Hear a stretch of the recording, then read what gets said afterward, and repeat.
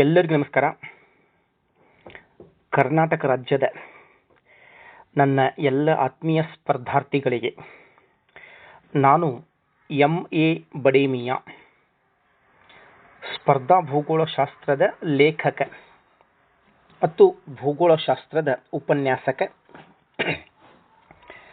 ಕಳೆದ 25-27 ವರ್ಷಗಳಿಂದ ನಿರಂತರವಾಗಿ ಸ್ಪರ್ಧಾತ್ಮಕ ಪರೀಕ್ಷೆಗಳಿಗೆ ಭೂಗೋಳಶಾಸ್ತ್ರ ವಿಷಯವನ್ನು ಬೋಧನೆ ಮಾಡ್ತಾ ಇದ್ದೇನೆ.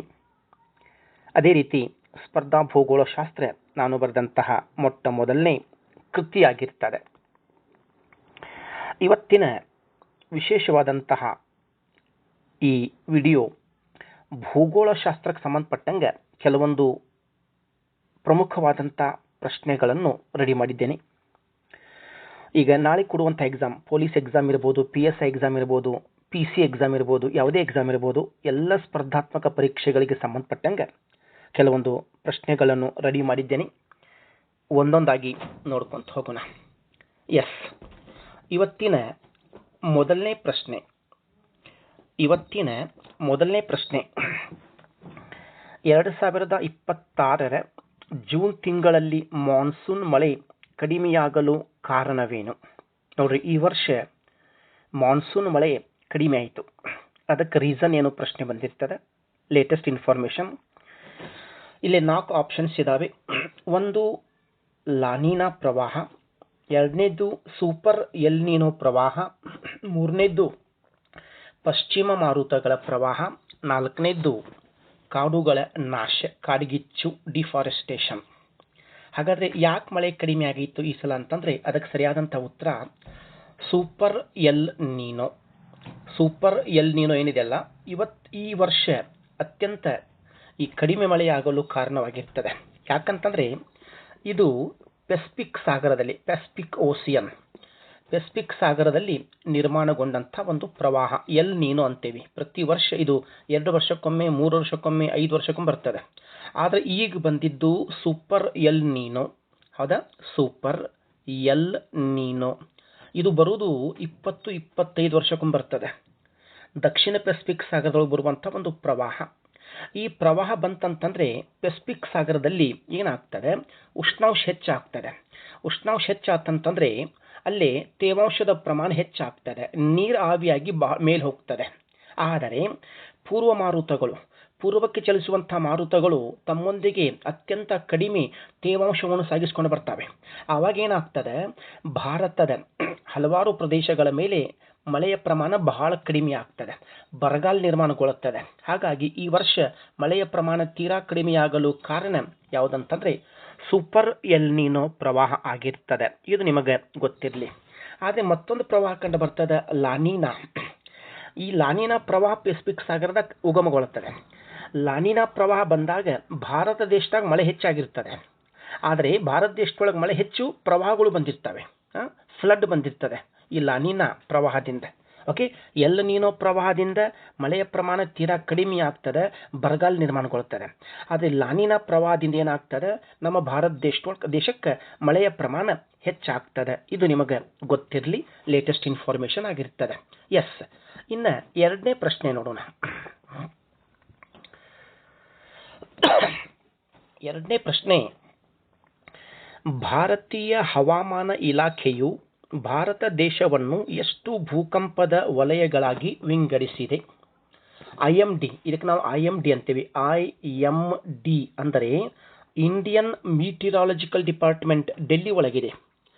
Indian meteorological department is divided in India into how many seismic zone? ಇದು ಎಷ್ಟು ಭೂಕಂಪದ ವಲಯಗಳಾಗಿ ಮಾಡಿರ್ತದೆ? A 4, B 3, C 5, D 6. Bharat ದೇಶದಲ್ಲಿರುವಂಥ ಒಟ್ಟು ಭೂಕಂಪದ ವಲಯಗಳು ಎಷ್ಟದಾವಂತಂದರೆ 5 ಭೂಕಂಪದ ವಲಯಗಳು ಅದಾವೆ. ಸಿ ಆನ್ಸರ್ ಕರೆಕ್ಟ್ ನೋಡ್ರಿ. ಇದನ್ನು ಯಾರು ವಿಂಗಡಣೆ ಮಾಡಿದ್ದಾರೆ? ಭಾರತೀಯ ಹವಾಮಾನ ಇಲಾಖೆ. ಭಾರತ ದೇಶದಲ್ಲಿ ಎಷ್ಟು ಭೂಕಂಪದ ವಲಯಗಳು ಅದಾವೆ? ಇದು UPSCಲಿ ಬಂದಂಥ ಕ್ವಶನ್. 5 ಭೂಕಂಪದ ವಲಯಗಳು. India is divided into 5 seismic zones by the IMD, Indian meteorological department. ಅದಕ್ಕೆ ಸಂಬಂಧಪಟ್ಟಂಗೆ ಇಲ್ಲಿ ಒಂದು ನಕ್ಷೆ ಇದೆ ನೋಡಿ. ನಕ್ಷೆ ನಿಮಗೆ ಕಂಡು ಬರ್ತದೆ. ಹೌದಾ? ಇಲ್ಲಿ ಒಂದು ನಕ್ಷೆ ಕಂಡು ಬರ್ತದೆ. 5 ಭೂಕಂಪದ ವಲಯಗಳು ಇಲ್ಲಿ ಇಂಡೆಕ್ಸ್ನ ಕೊಟ್ಟಾರ ನೋಡ್ರಿ. 5 ಭೂಕಂಪದ ವಲಯಗಳು. ಅದ ಒಂದನೇ ವಲಯ ಕೆಂಪು ಬಣ್ಣದಾಗ ಕಾಣಿಸ್ತದ, ಇದು ಒಂದನೇ ವಲಯ. ಹೌದಾ, ಇಲ್ಲೇನಿದೆ ಅಲ್ಲ, ಈ ವಿಶೇಷವಾಗಿ ಈ ಕೆಂಪು ಬಣ್ಣದೊಳಗೆ ನೋಡಿ ಬಹಳ ಕೆಂಪು ಬಣ್ಣದ ಕಾಣಿಸ್ತದೆ, ಇದಕ್ಕೆ ನಾವು 5ನೇ ವಲಯ ಅಂತ ಕರೆದೇವಿ. ಅತ್ಯಂತ ಗರಿಷ್ಠ ಭೂಕಂಪಗಳು ಸಂಭವಿಸುವ ವಲಯ 5ನೇ ವಲಯ, 5th zone. Maximum earthquakes occurred in 5th zone, 5ನೇ ವಲಯ. ಇನ್ನು ಅದರ ನಂತರ ಇದು 4ನೇ ವಲಯ. ಹೌದಾ, ಜಮ್ಮು ಕಾಶ್ಮೀರ್, ಲಡಾಖ್, ಹಿಮಾಚಲ ಪ್ರದೇಶ, ಉತ್ತರಾಖಂಡ್. ಓಕೆ, ಇವೇನದಾವಲ್ಲ, ಇಲ್ಲಿ ಕೆಲವೊಂದು ಪ್ರದೇಶಗಳು, ಇಲ್ಲಿ ಒಂದು ಕೆಲವು ಪ್ರದೇಶಗಳು, ದೆನ್ ಅಂಡಮಾನ್ ನಿಕೋಬಾರ್ ದ್ವೀಪಗಳು, ಇದು 4ನೇ ವಲಯ ಆಗಿರ್ತದೆ. ಇನ್ನು ಇಲ್ಲಿ ಸ್ವಲ್ಪ ಲೈಟ್ ಯೆಲ್ಲೋ ಕಲರ್ ಕಾಣಿಸ್ತದಲ್ಲ, ಇದು ಏನಿದೆಯಲ್ಲ ಇದು 3ನೇ ವಲಯ ಆಗಿರ್ತದೆ. ಮಧ್ಯದೊಳಗೆ ಏನಿದೆಯಲ್ಲ ಇದು 2ನೇ ವಲಯ ಆಗಿರ್ತದೆ. ಆದರೆ 1ನೇ ವಲಯದಾಗ ಅತ್ಯಂತ ಕನಿಷ್ಠ ಪ್ರಮಾಣದ ಭೂಕಂಪಗಳು ಆಗ್ತಾವೆ. ನಿಮಗೇನು ಗೊತ್ತಿರಬೇಕು, 5ನೇ ವಲಯದ ಗರಿಷ್ಠ ಭೂಕಂಪಗಳು ಆಗ್ತವೆ. ಅದು ಇದು 5ನೇ ವಲಯ, ನಿಮ್ಗೆ ಗೊತ್ತಿರಲಿ. ಅಲ್ಲಿ ಯಾಕೆ ಗರಿಷ್ಠ ಭೂಕಂಪಗಳು ಆಗ್ತಾವಂತಾರೆ, ಅಲ್ಲಿ 2 ಪ್ಲೇಟ್ ಕೂಡ್ಯಾವ. ಒಂದು ಇಂಡಿಯನ್ ಪ್ಲೇಟ್ ಕೂಡಿರ್ತದೆ, ಒಂದು ಇಂಡಿಯನ್ ಪ್ಲೇಟ್, ಒಂದು ಯಾವುದು ಯುರೇಷಿಯನ್ ಪ್ಲೇಟ್. ಒಂದು ಇಂಡಿಯನ್ ಪ್ಲೇಟ್ ಕೂಡಿದೆ, ಮತ್ತೊಂದು ಯುರೇಷಿಯನ್ ಪ್ಲೇಟ್ ಕೂಡಿದೆ. ಹಾಗಾಗಿ 5ನೇ ವಲಯದೊಳಗೆ ಗರಿಷ್ಠ ಭೂಕಂಪಗಳು ಆಗ್ತವೆ. ಇದು ನಿಮಗೆ ಕಂಪಲ್ಸರಿ ಗೊತ್ತಿರಬೇಕಾಗ್ತದೆ. ಹೌದಾ, ಎಸ್. ಇನ್ನು ಮುಂದಿನ ಕ್ವಶನ್, ಇತ್ತೀಚೆಗೆ ಭಾರತದ ಯಾವ ರಾಜ್ಯ ಅಥವಾ ಕೇಂದ್ರಾಡಳಿತ ಪ್ರದೇಶದಲ್ಲಿ ಲಿಥಿಯಂ ಖನಿಜ ನಿಕ್ಷೇಪ ದೊರಕಿದೆ? ಓಕೆ, ರೀಸೆಂಟ್ಲಿ ಒಂದು ಪ್ರದೇಶದೊಳಗೆ ಲಿಥಿಯಂ ಈ ಖನಿಜ ನಿಕ್ಷೇಪ ಸಿಕ್ಕಿರ್ತದೆ ದೊಡ್ಡ ಪ್ರಮಾಣದೊಳಗೆ. ಲಿಥಿಯಂ ಎದಕ್ಕೆ ಯೂಸ್ ಮಾಡ್ತಾರೆ? ಈ ಮೊಬೈಲ್ ಬ್ಯಾಟ್ರಿ, ವಿಶೇಷವಾಗಿ ಬ್ಯಾಟ್ರಿ, ಚಾರ್ಜಬಲ್ ಬ್ಯಾಟ್ರಿ ಒಳಗೆ ಲಿಥಿಯಂ ಖನಿಜ ಉಪಯೋಗ ಮಾಡ್ತಾರೆ. ಇತ್ತೀಚೆಗೆ ದೊಡ್ಡ ಪ್ರಮಾಣದೊಳಗೆ ಲಿಥಿಯಂ ಸಿಕ್ಕಿದ್ದು ಎಲ್ಲೇ? A Punjab, B Jammu Kashmir, C Uttarakhand, D Maharashtra.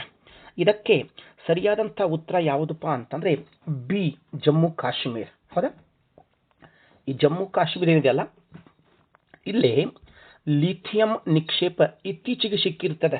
ಹಾಗಾಗಿ ಇದು ನಿಮಗೆ ಕಂಪಲ್ಸರಿ ಗೊತ್ತಿರಲಿ. ಹಾಗೆ ಪಂಜಾಬ್ ರಾಜ್ಯದ ವಿಶೇಷತೆ ಏನಪ್ಪ? ಅತಿ ಹೆಚ್ಚು ಗೋಧಿ ಬೆಳೆಯುವಂಥ ರಾಜ್ಯ. ಅತಿ ಹೆಚ್ಚು ಗೋಧಿ ಅಂದರೆ ಕೃಷಿ ಬೆಳೆಗಳಲ್ಲಿ ಬಹಳ ಮುಂದಿದೆ. ಅದೇ ರೀತಿ ಮಹಾರಾಷ್ಟ್ರ, ಇವೇನದವಲ್ಲ ರಾಜ್ಯಗಳ ಬಗ್ಗೆ ವಿಶೇಷವಾದಂಥ ಮಾಹಿತಿ ನಾವು ಮತ್ತೆ ಮುಂದಿನ ಕ್ಲಾಸ್ನೊಳಗೆ ಡಿಸ್ಕಷನ್ ಮಾಡೋಣ ಅಂತ. Okay, right. ಇನ್ನು ಮುಂದಿನ ಕ್ವಶನ್ ನೋಡೋಣ. 4ನೇ ಕ್ವಶನ್, ಇತ್ತೀಚೆಗೆ ಭಾರತದ ಯಾವ ರಾಜ್ಯದಲ್ಲಿ ಅಪಾರ ಚಿನ್ನದ ನಿಕ್ಷೇಪಗಳು ಪತ್ತೆ ಹಚ್ಚಲಾಗಿದೆ? ರೀಸೆಂಟ್ಲಿ ಭಾರತದ ಒಂದು ರಾಜ್ಯದೊಳಗೆ ಹೆಚ್ಚು ಚಿನ್ನದ ಪ್ರಮಾಣ ನಿಕ್ಷೇಪ ಕಂಡು ಬಂದಿರ್ತದೆ. ಅದು ಯಾವ ರಾಜ್ಯ ಪ್ರಶ್ನೆ ಬಂದಿರ್ತದೆ? A Karnataka, B Tamil Nadu, C Telangana, D Andhra Pradesh. ಇದಕ್ಕೆ ಸರಿಯಾದಂಥ ಉತ್ತರ ಡಿ ಆಂಧ್ರ ಪ್ರದೇಶ್.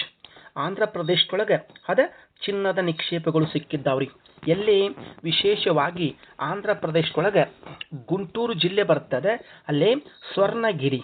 ಆ ಗುಂಟೂರದೊಳಗೆ ಸ್ವರ್ಣಗಿರಿ ಅನ್ನುವಂಥ ಭಾಳ ಫೇಮಸ್ ಇದು ಗಣಿರಿ. ಆಮೇಲೆ ಇಲ್ಲೇ ಈ ಗುಂಟೂರು ಆಂಧ್ರ ಪ್ರದೇಶದೊಳಗೆ ಪ್ರೈವೇಟ್ ಗೋಲ್ಡ್ ಮೈನ್ ಕಂಡು ಬರ್ತದೆ. ಪ್ರೈವೇಟ್ ಗಣಿಗಾರಿಕೆ, ಇದು ಪ್ರೈವೇಟ್ ಗಣಿಗಾರಿಕೆ ಭಾರತದ ಮೊಟ್ಟ ಮೊದಲ ಏನಂತ ನೀವು ಕನ್ನಡದಲ್ಲಿ ಪ್ರೈವೇಟ್, ಗೌರ್ಮೆಂಟ್ ಸೆಕ್ಟರ್ದಾಗ ಬರ್ತಾವೆ, ಪ್ರೈವೇಟ್ ಸೆಕ್ಟರ್ದಾಗ ಬರ್ತಾವೆ. ಇದು ಭಾರತದ ಫಸ್ಟ್ ಪ್ರೈವೇಟ್ ಸೆಕ್ಟರ್ದಾಗ ಬರುವಂಥ ಗಣಿಯಾಗಿರ್ತದೆ ಆಂಧ್ರ ಪ್ರದೇಶ್. ಈಗಾಗಲೇ ನಿಮ್ಗೆ ಗೊತ್ತಿದೆ, ಭಾರತ ದೇಶದಲ್ಲಿ ಅತಿ ಹೆಚ್ಚು ಚಿನ್ನ ಉತ್ಪಾದಿಸುವ ರಾಜ್ಯ Karnataka. Karnataka state is called golden state. ಕರ್ನಾಟಕದೊಳಗೆ ರಾಯಚೂರು ಗಣಿ ಬರ್ತದೆ ಮತ್ತು ಹಟ್ಟಿ ಬರ್ತದೆ. ರಾಯಚೂರದೊಳಗೆ ಹಟ್ಟಿ ಚಿನ್ನದ ಗಣಿ ಕಂಡು ಬರ್ತದೆ. ಕೋಲಾರದೊಳಗೆ KGF ಕೋಲಾರ್ ಗೋಲ್ಡ್ ಫೀಲ್ಡ್ ಕಂಡು ಬರ್ತದೆ. ಕೋಲಾರದೊಳಗೆ 2 ಗಣಿಗಳು ಅದಾವ, ಚಾಂಪಿಯನ್ ರೀಫ್ ಮತ್ತು ಉರಿಗಮ್ ಗಣಿಗಳು. ಆದರೆ ಈಗ ಪ್ರೊಡಕ್ಷನ್ದೊಳಗೆ ನೋಡಿದರೆ ಆಂಧ್ರ ಪ್ರದೇಶ ಬರ್ತದೆ. ಇನ್ನೂ ಅಥೆಂಟಿಕ್ ಆಗಿ ಡಾಟಾ ಬಂದಿಲ್ಲ. ಸದ್ಯ ಕರ್ನಾಟಕ ಅತಿ ಹೆಚ್ಚು ಚಿನ್ನ ಉತ್ಪಾದಿಸುವ ರಾಜ್ಯ. ಆದರೆ ಇದು ಪರ್ಫೆಕ್ಟ್ಲಿ ಎಲ್ಲ ಇನ್ಫಾರ್ಮೇಷನ್ ಬಂದ ಮೇಲೆ ಇದು ನೆಕ್ಸ್ಟ್ ಆಗಬಹುದು ಅನಿಸ್ತದೆ. Okay, right. ಇಲ್ಲಿಗೆ ಈ ಕ್ವಶನ್ ಎಂಡ್ ಆಯಿತು. ಇನ್ನು ಮುಂದಿನ ಪ್ರಶ್ನೆ ನೋಡೋಣ. ಭಾರತದ ಒಟ್ಟು ಕರಾವಳಿಯ ಉದ್ದ ಎಷ್ಟು? What is the total length of Indian coastline? ನೋಡ್ರಿ, ಹೊಸ ಇನ್ಫಾರ್ಮೇಷನ್ ಇದು. ಇದು ಹೊಸ ಡಾಟಾ ಆಗಿರ್ತದೆ. ಮೊದಲಿಗೆ ನಾವೆಲ್ಲ ಬೇರೆ ಓದಿದ್ದೇವೆ. ಹಾಗಾದರೆ 11,995 98.8 kilometre, B 7516 kilometre, C 6100 kilometre, D 8200 kilometre. ನೋಡ್ರಿ, NCERT ಬುಕ್ನಾಗ ಹಿಂದೆ 8700 ಕೊಟ್ಟಿದ್ರು, ಬೇರೆ ಬೇರೆ ಬುಕ್ನಲ್ಲಿ 7516 ಕೊಟ್ಟಿದ್ರು. ಈಗ ರೀಸೆಂಟ್ ಡಾಟಾ ಆಗಿರ್ತದೆ. ಅಂದರೆ GPS ಗ್ಲೋಬಲ್ ಪೊಸಿಷನ್ ಸಿಸ್ಟಮ್ದಿಂತ ಅಕ್ಯುರೇಟ್ ಆಗಿ ಭಾರತದ ಕರಾವಳಿ ಅಳದಾರ ಮೆಜರ್ಮೆಂಟ್ ಮಾಡಿದ್ದಾರೆ. ಹಾಗಾದರೆ ಭಾರತದ ಒಟ್ಟು ಕರಾವಳಿ ಸರಿಯಾದಂಥ ಉತ್ತರ 11,098 ಏನಿದೆಯಲ್ಲ 0.8 ಕಿಲೋಮೀಟರ್, 11,098.8 ಕಿಲೋಮೀಟರ್. ಹಾಗಾದರೆ ರೈಟ್ ಆನ್ಸರ್ ಈ ಆಗಿರ್ತದೆ. ಹಿಂದೆ ನಾವೆಲ್ಲ 7,516.6 ಓದಿದ್ದೀವಿ. ಹೌದಾ? 7,516.6 ಕಿಲೋಮೀಟರ್ ಅಂತ ಓದಿದ್ದೇವೆ. ಬಟ್ ಈಗ ಡಾಟಾ ಚೇಂಜ್ ಆಗಿರ್ತದೆ. ದಯಮಾಡಿ ಎಲ್ಲರೂ ಇದನ್ನೇ ಕರೆಕ್ಷನ್ ಮಾಡಿಕೊಡಿ. ಯಾಕಂದರೆ ಬುಕ್ ಪ್ರಿಂಟ್ ಆಗಿದ್ದು ವರ್ಷದಲ್ಲಿ ಒಂದು ಸಲ ಅಥವಾ 2 ಸಲ, ಬಟ್ ಡಾಟಾ ರೀಸೆಂಟ್ ಚೇಂಜ್ ಆಗಿರ್ತಾವೆ. ಕೆಲವೊಂದು ಬುಕ್ನಲ್ಲಿ ಡಾಟಾ ಚೇಂಜ್ ಆಗಲಿಲ್ಲ ಅಂತಂದ್ರು ಅದನ್ನು ಚೇಂಜ್ ಮಾಡಿಕೊಡ್ರಿ. ಇದು ನಾನು ನಿಮಗಿಲ್ಲಿ ಮಾಹಿತಿ ರಾಜ್ಯಗಳ ಬಗ್ಗೆ ನೋಡಲಿ, ಯಾವ ರೀತಿ ರಾಜ್ಯಗಳಲ್ಲಿ ಕಂಡು ಬರ್ತದೆ ಅದನ್ನು ಸ್ವಲ್ಪ ಹೇಳ್ತೇನೆ. ನೋಡ್ರಿ ಭಾರತದ 9 ರಾಜ್ಯಗಳು ಕರಾವಳಿ ಹೊಂದಿದ್ದಾವೆ. ಗುಜರಾತ್ ರಾಜ್ಯ, ಮಹಾರಾಷ್ಟ್ರ ರಾಜ್ಯ, ಕರ್ನಾಟಕ ರಾಜ್ಯ, ಇಲ್ಲಿ ಗೋವಾ ರಾಜ್ಯ, ಕೇರಳ ರಾಜ್ಯ, ತಮಿಳುನಾಡು ರಾಜ್ಯ, ಆಂಧ್ರ ಪ್ರದೇಶ ರಾಜ್ಯ, ಒರಿಸ್ಸಾ ರಾಜ್ಯ, ಪಶ್ಚಿಮ ಬಂಗಾಳ ರಾಜ್ಯ. ಹೌದಾ? ಇಲ್ಲಿ ನಿಮಗೆ ಕರಾವಳಿ ಎಲ್ಲ ಸ್ಟೇಟ್ ವೈಸ್ ಇದೆ ನೋಡ್ರಿ, ನಿಮ್ಗೆ ಗೂಗಲ್ದಾಗ ಸಿಗ್ತದೆ. Gujarat 2340.62 kilometre, Maharashtra 877.97 kilometre, Goa 193.95 kilometre, Karnataka change ಆಗಿದೆ. ಹೌದಾ? 343.3 ಕಿಲೋಮೀಟರ್, ಕೇರಳ 600.15 ಕಿಲೋಮೀಟರ್, ತಮಿಳುನಾಡು 1068.69, ಆಂಧ್ರ ಪ್ರದೇಶ್ 1053.7, ಒಡಿಸ್ಸಾ 574.71, ಪಶ್ಚಿಮ ಬಂಗಾಳ 721.02 ಕಿಲೋಮೀಟರ್. ಓಕೆ, ಇವನದ ಈ ರೀತಿ ಇವೆಲ್ಲ ಹೊಸ ಡಾಟಾ ಬಂದಿರ್ತಾವೆ. ಸ್ವಲ್ಪ ಇದಕ್ಕೆ ನೀವು ಅಪ್ಡೇಟ್ ಆದರೆ ಭಾಳ ಒಳ್ಳೆಯದಾಗ್ತದೆ. ಬುಕ್ನಲ್ಲಿ ಇಲ್ಲ ಅಂತಂದ್ರು ನಿಮ್ಮ ಹತ್ರ ಯಾವ ಬುಕ್ ಅದಾವ ಅಲ್ಲೇ ಅದನ್ನು ಕರೆಕ್ಷನ್ ಮಾಡ್ಕೊಡ್ರಿ. ಗೂಗಲ್ದಾಗ ಸಿಗ್ತದೆ. ಯಾಕೆ ಹೊಸ ಡಾಟಾ ಬಂದಿರ್ತದೆ, ಸ್ವಲ್ಪ ಇದನ್ನು ನೋಡ್ಕೊಡಿ. ಅತ್ಯಂತ ಉದ್ದವಾದ ಕರಾವಳಿ ಗುಜರಾತ್. ಹೌದಾ? ಗುಜರಾತಿನ ಕರಾವಳಿ ಕಚ್ ಕರಾವಳಿ. ಅತ್ಯಂತ ಚಿಕ್ಕ ಕರಾವಳಿ ಮೊದಲಕ್ಕೆ ಗುಜರಾತ್ ಎಷ್ಟಿತ್ತು? 1600 ಕಿಲೋಮೀಟರ್ ಇತ್ತು ಮೊದಲಿಗೆ. ಈಗೇನಾಗಿರ್ತದೆ? ಟೋಟಲಿ ಚೇಂಜ್ ಆಗಿರ್ತದೆ, 2340.62 ಕಿಲೋಮೀಟರ್. ಅತ್ಯಂತ ಚಿಕ್ಕ ಕರಾವಳಿ ಗೋವಾ. ಮೊದಲು ನಾವು 100 ಕಿಲೋಮೀಟರ್ ಅಂತ ಓದಿದ್ದೇವೆ, ಬಟ್ ಇವಾಗ ಏನಾಗಿರ್ತದೆ? Goa 193.95 kilometre. Okay, global position system okay GIS ಮೂಲಕ ಇದನ್ನು ಮೆಜರ್ಮೆಂಟ್ ಮಾಡಿದ್ದಾರೆ. ಅಕ್ಯುರೇಟ್ ಆಗಿ ಕರಾವಳಿ ಬಂದಿರ್ತದೆ. ಇದು ನಿಮಗೆ ಗೊತ್ತಿರಲಿ. ಎಸ್. ಇನ್ನು ನೆಕ್ಸ್ಟ್ ಕ್ವಶನ್, ಭೂಮಿಯ ವಾಯುಮಂಡಲವನ್ನು ಅಂತರಿಕ್ಷದಿಂದ ಬೇರ್ಪಡಿಸುವ ವಲಯ ಯಾವುದು? Which line separates earth atmosphere from the space? ಅದ ಭೂಮಿಯ ವಾಯುಮಂಡಲವನ್ನು ಅಂತರಿಕ್ಷದಿಂದ ಬೇರ್ಪಡಿಸುವ ವಲಯ ಯಾವುದು? ಎ ಕೋನಾರ್ ವಲಯ, ಬಿ ಮೊಹರೋವಿಕ್ ವಲಯ, ಸಿ ಕಾರ್ಮನ್ ವಲಯ, ಡಿ ರೇಪಿಟ್ಟಿ ವಲಯ. ಹಾಗಾದರೆ ಇದಕ್ಕೆ ಸರಿಯಾದಂಥ ಉತ್ತರ ಯಾವುದಂತಂದರೆ ಅದು ಸಿ ಕಾರ್ಮನ್ ವಲಯ. ಕಾರ್ಮನ್. ಹೌದಾ? ಇದು ಯಾವ ಎಕ್ಸಾಮ್ದಾಗೂ ಬಂದಿಲ್ಲ ಪ್ರಶ್ನೆ, ಯಾವ ಎಕ್ಸಾಮ್ದಾಗೂ ಪ್ರಶ್ನೆ ಬಂದಿಲ್ಲ. ನಾಳೆ ಪ್ರಶ್ನೆ ಬರಬಹುದು. ಕರೆಕ್ಟಾಗಿ ಇದನ್ನು ನೋಡ್ಕೊಡಿ. ಕಾರ್ಮನ್ ವಲಯ ಏನಿದು? ಹಾಗಾದರೆ ಕೋನಾರ್ಡ್ ವಲಯ, ಸ್ವಲ್ಪ ಇವನ್ನ ನೋಡ್ಕೊಡಿ. ರೈಟ್ ಆನ್ಸರ್ ಕಾರ್ಮನ್ ವಲಯ. ಕೋನಾರ್ಡ್ ವಲಯ ಸಿಯಾಲ್ ಮತ್ತು ಸೈಮಾಗಳಿಗೆ ಬೇರ್ಪಡಿಸ್ತದೆ. ಮೊಹರೋವಿಕ್ ವಲಯ ಶಿಲಾಗೋಳ ಮತ್ತು ಮಿಶ್ರಗೋಳಗಳನ್ನು ಬೇರ್ಪಡಿಸ್ತದೆ. ರೇಪಿಟ್ಟಿ ವಲಯ ಓಕೆ ಅಪ್ಪರ್ ಮ್ಯಾಂಟಲ್ ಮತ್ತು ಲೋವರ್ ಮ್ಯಾಂಟಲ್, ಹೊರ ಮ್ಯಾಂಟಲ್ ಮತ್ತು ಒಳ ಮ್ಯಾಂಟಲ್ಗಳಿಗೆ ರೇಪಿಟ್ಟಿ ವಲಯ ಬೇರ್ಪಡಿಸ್ತದೆ. ಇಲ್ಲಿ ಅಂತರಿಕ್ಷವನ್ನು ಭೂಮಿಯ ವಾಯುಮಂಡಲದಿಂದ ಬೇರ್ಪಡಿಸುವಂತಹ ವಲಯ ಕಾರ್ಮನ್ ವಲಯ ಆಗಿರ್ತದೆ. ಗೊತ್ತಿರಲಿ. ಇದ್ರ ಬಗ್ಗೆ ಸ್ವಲ್ಪ ಮಾಹಿತಿ ನೋಡ್ರಿ. ಇಲ್ಲಿ ಇದು ಭೂಮಿಯ ವಾಯುಮಂಡಲ ಪರಿವರ್ತನಾ ಮಂಡಲ, troposphere, stratosphere, mesosphere, troposphere, stratosphere, mesosphere, thermosphere, exosphere 5 ಸ್ತರಗಳು ಕಂಡು ಬರ್ತವೆ. ಹಾಗಾದ್ರೆ ಇಲ್ಲಿ ಒಂದು ಪಾಯಿಂಟ್ ಲೈನ್ ಬರ್ತದೆ. ಈ ಲೈನ್ ಸ್ವಲ್ಪ ನೋಡ್ರಿ. ಹೌದಾ? ಇಲ್ಲೊಂದು ಪಾಯಿಂಟ್ ಲೈನ್ ಇದೆಯಲ್ಲ, ಇದಕ್ಕೆ ನಾವು ಕಾರ್ಮನ್ ವಲಯ ಅಂತ ಕರೆದೇವಿ. ಇಲ್ಲಿ ತನ ಭೂಮಿಯ ವಾಯುಮಂಡಲ ಕಂಡು ಬರ್ತದೆ. ಇಲ್ಲಿಂದ ಅಂತರಿಕ್ಷ ಪ್ರಾರಂಭಗೊಳ್ತದೆ. ಅಂತರಿಕ್ಷ ಇದು ಸುಮಾರು ಎಷ್ಟು ಹೈಟ್ ಇದೆಯಪ್ಪ ಅಂತಂದ್ರೆ ಸುಮಾರು 100 ಕಿಲೋಮೀಟರ್ ಹೈಟ್ ಇದೆ ಭೂಮಿಯಿಂದ. ಭೂಮಿಯಿಂದ 100 ಕಿಲೋಮೀಟರ್ ಹೈಟ್ ಇದೆ. ಹಾಗಾಗಿ ಈ ಕಾರ್ಬನ್ ವಲಯ ಭೂಮಿಯ ವಾಯುಮಂಡಲವನ್ನು ಅಂತರಿಕ್ಷದಿಂದ ಬೇರ್ಪಡಿಸುವ ವಲಯ ಆಗಿರುತ್ತದೆ. ಟ್ರೋಪೋಸ್ಫಿಯರ್ ಪರಿವರ್ತನ ಮಂಡಲ, ಸಮೋಷ್ಣ ಮಂಡಲ, ಇದಕ್ಕೆ ಪರಿವರ್ತನ ವಿರಾಮ ಬೇರ್ಪಡಿಸ್ತದೆ. ಸಮೋಷ್ಣ ಮಂಡಲ, ಮಧ್ಯ ಮಂಡಲ, ಸಮೋಷ್ಣ ವಿರಾಮ ಬೇರ್ಪಡಿಸ್ತದೆ. ಓಕೆ, ಸಮೋಷ್ಣ ಮಂಡಲ ಮತ್ತು ಮಧ್ಯ ಮಂಡಲ ಸಮೋಷ್ಣ ವಿರಾಮ, ಮಧ್ಯ ಮಂಡಲ ಮತ್ತು ಅಯಾನ ಮಂಡಲಕ್ಕೆ ಮಧ್ಯಂತರ ವಿರಾಮ ಬೇರ್ಪಡಿಸ್ತದೆ. ಹಿಂಗೆ ಇವೇನದಾವಲ್ಲ ಮೇಜರ್ ಪಾಯಿಂಟ್ ಆಗಿರ್ತಾವ. ಬಟ್ ಇಲ್ಲಿ ನಿಮಗೆ ಕಾರ್ಬನ್ ಅನ್ನೋದು ಭಾಳ ಇಂಪಾರ್ಟೆಂಟ್ ಆಗಿರ್ತದೆ. ಇದು ನಿಮಗೆ ಗೊತ್ತಿರಲಿ, ಯಾವ ಎಕ್ಸಾಮ್ದಾಗ ಬಂದಿಲ್ಲ, ಬರುವಂಥ ಪ್ರಶ್ನೆ ಆಗಿರ್ತದೆ. ಎಸ್, ಇನ್ನು ಮುಂದಿನ ಕ್ವಶನ್, ಮೇಜರ್ ಕ್ವಶನ್ ನೋಡ್ರಿ. ಇಲ್ಲಿ ವಾಯುಗುಣ ವಿಂಗಡಣೆ, the classification of climate. Okay, ಕೊಪೆನ್ಸ್ರವರ ವಾಯುಗುಣ ವಿಂಗಡಣೆಯಲ್ಲಿ ಎಎಂ ಕೊಪೆನ್ಸ್ರವರ ವಾಯುಗುಣ ವಿಂಗಡಣೆಯಲ್ಲಿ ಎಎಂ ಸಂಕೇತಾಕ್ಷರಗಳು ಯಾವುದನ್ನು ಸೂಚಿಸುತ್ತವೆ? ಓಕೆ, ಇಲ್ಲೇ ಕೊಪೆನ್ಸ್ ಅನ್ನುವಂಥ ವ್ಯಕ್ತಿ, ಇಲ್ಲೇ ನೋಡ್ರಿ ವಾಯುಗುಣ ವಿಂಗಡಣೆ ಒಳಗೆ 3 ಬರ್ತಾರೆ. ಒಬ್ರು ಕೊಪೆನ್ಸ್ ಅಂತ ಬರ್ತಾರೆ, ಒಬ್ರು ತ್ರಿವಾರ್ತ ಅಂತ ಬರ್ತಾರೆ, ಒಬ್ರು ಥಾರಂಟ್ವೈಟ್ ಅಂತ ಬರ್ತಾರೆ. Okay, Koppen's classification of climate, Trewartha's classification of climate, Thornthwaite classification of climate, 3 ಜನ ವಾಯುಗುಣ ವಿಂಗಡಣೆ ಮಾಡಿದ್ದಾರೆ. ಆ 3 ಜನ ಹೆಚ್ಚು ಕಡಿಮೆ ಸಂಕೇತಾಕ್ಷರಗಳನ್ನು ಸೇಮ್ ಯೂಸ್ ಮಾಡಿದ್ದಾರೆ. ಇಲ್ಲಿ ಪ್ರಶ್ನೆ ಏನು ಬಂದಿರ್ತದೆ, ಎಎಂ ವಾಯುಗುಣ, ಎಎಂ ಸಂಕೇತಾಕ್ಷರ ಯಾವ ವಾಯುಗುಣವನ್ನು ಸೂಚಿಸ್ತದೆ? ಹಾಗಾದರೆ ಎ ಉಷ್ಣವಲಯದ ತೇವಯುತ ವಾಯುಗುಣ, ಬಿ ಮಾನ್ಸೂನ್ ವಾಯುಗುಣ, ಸಿ ಟಂಡ್ರಾ ವಾಯುಗುಣ, ಡಿ ಸವನ್ನಾ ವಾಯುಗುಣ. ಹಾಗಾದರೆ ಸರಿಯಾದಂಥ ಉತ್ತರ ಇದಕ್ಕೆ ಬಿ ಆನ್ಸರ್, ಮಾನ್ಸೂನ್ ವಾಯುಗುಣ. ಹಾಗಾದರೆ ಈ ಕೊಪೆನ್ಸ್ ಈ ವಾಯುಗುಣ ವಿಂಗಡಣೆ ಒಳಗೆ 5 ಸಂಕೇತಾಕ್ಷರಗಳನ್ನು ಯೂಸ್ ಮಾಡಿದ್ದಾನೆ. 1 ಎ, 2ನೇದ್ದು ಬಿ, 3ನೇದ್ದು ಸಿ, 4ನೇದ್ದು ಡಿ, 5ನೇದ್ದು ಇ.